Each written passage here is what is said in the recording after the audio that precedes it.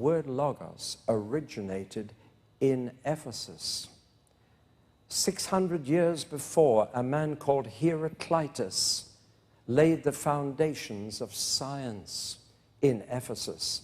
And he gathered around him students, and he taught them that the heart of science was observation, that they must watch and observe things and try and find out how they worked and why they did what they did. He said, watch the weather, watch the clouds, why does rain come? Why does the sun shine? Try and observe and find out what makes things behave. Watch animals, see how they behave. Why do they do what they do? And he said, what you're after is to find out the reason why things behave the way they do. And for him, the word for reason why was logos. It was almost find out the logic of it. Find out what causes this and that. And the result is that every science today copies Heraclitus by calling themselves an ology. So we have psychology, sociology, meteorology, zoology, biology, and so it goes on. And we all got it from Heraclitus. The logos, the reason why. That's what we're trying to find out.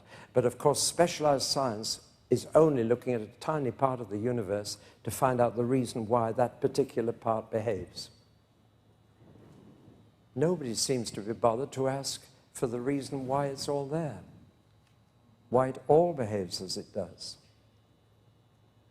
And John, when he wrote his gospel, had a problem. What does he call Jesus before he became Jesus? You see, he was only called Jesus when he was born. What do I call him?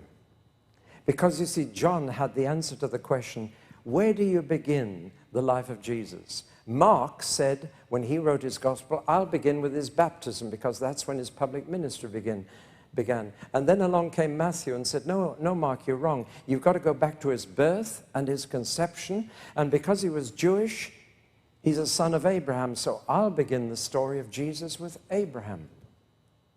Then along came Luke, and he said, no, you're both wrong. I'm going to start the story of Jesus with Adam, because he's a son of Adam, and he begins with our humanity. And so he starts his gospel with Adam. And along came the aged John and said, you're all wrong. I'm going to start the story at the beginning. But then, of course, he had no beginning. And our feeble minds can't imagine what it was like before there was a universe, so that's as far as our imagination can go back. So he said, in the beginning, he was already there. And then he thought, what should I call him?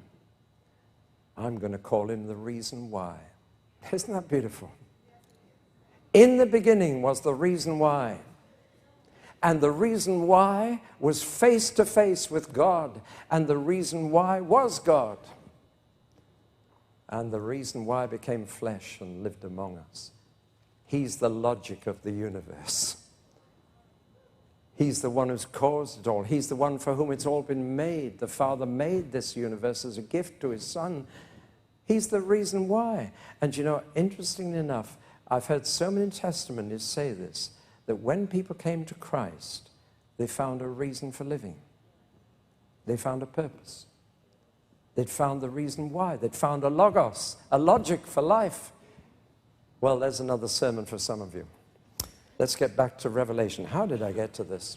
Because he is the logos. The